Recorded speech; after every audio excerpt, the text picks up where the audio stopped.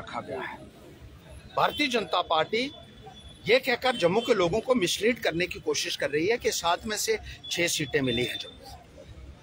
लेकिन मैं उनको ये बता दूं, बीजेपी के लोगों को भी, डॉक्टर जितेंद्र सिंह जी को भी, जुगल किशोर जी को भी, जो उस मीटिंग में बैठे हुए थे, कि डिलिमिटेशन 7 सीटों की नहीं थी, डिलिमिटेशन 90 सीटों की होनी थी।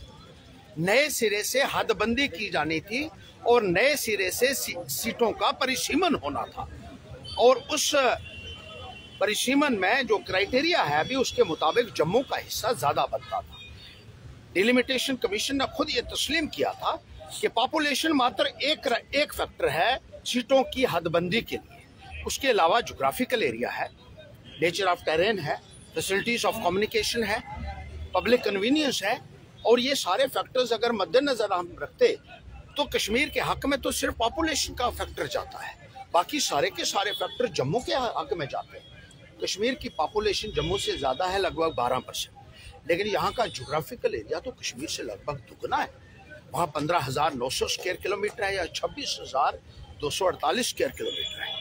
और इसी तरीके से फैसिलिटीज़ ऑफ कम्युनिकेशन के लिहाज से और पब्लिक कन्वीनियंस के लिहाज से जम्मू टेरेन के हिसाब से जम्मू की सीटें ज़्यादा बनती थी कश्मीर से। लेकिन ज़्यादा देने के बजाय फिर से एक बार जम्मू को मार्जिनलाइज किया गया और जम्मू की 4 सीटें कश्मीर से फिर कम रखी गई हैं एक सोची समझी साजिश के तहत, अपीसमेंट पॉलिसी के तहत। और कश्मीर की पॉलिटिकल डोमिनेंस को एक बार फिर से बरकरार रखा हुआ है। उनको 47 सीटें दी गई हैं, यहाँ 43 सीटें दी गई हैं। और भारतीय जनता पार्टी ने ये सब जो है एक अपीसमेंट पॉलिसी के तहत, जैसे मैंने कहा, कि किया है। और ये उनको आने वाले वक्त में बहुत भारी पड़ेगा, क्योंकि जम्मू को अगर आप ज़्यादा नहीं दे सकते तो कम से कम बराबरी तो देते।